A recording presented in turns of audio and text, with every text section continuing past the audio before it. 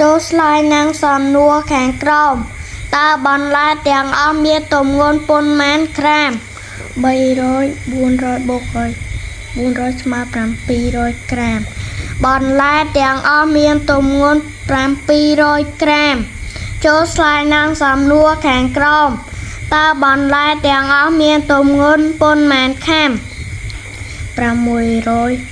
400បូកចូលគ្នាបាន10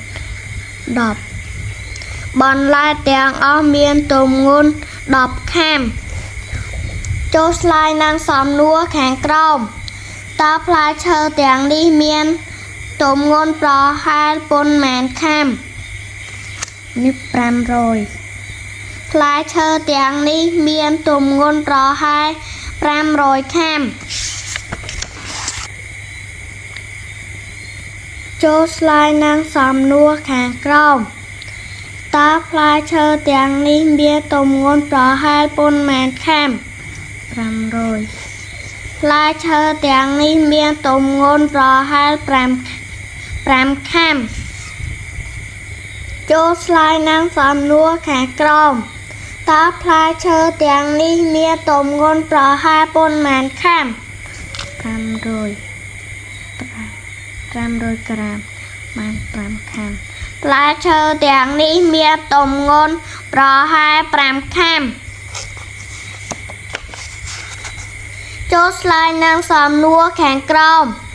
តើការ៉ុត4ផ្លែនេះមានទម្ងន់ប៉ុន្មានក្រាម800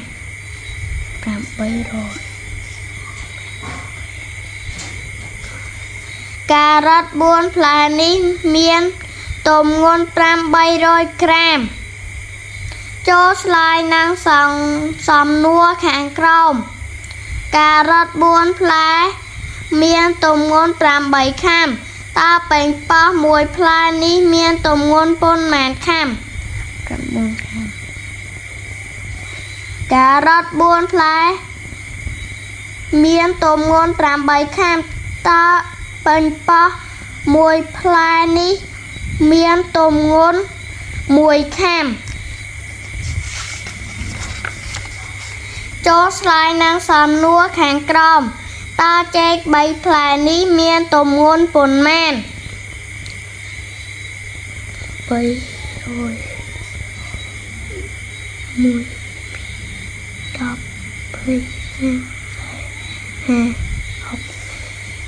ចេក3ផ្លែនេះមានទម្ងន់360ក្រាម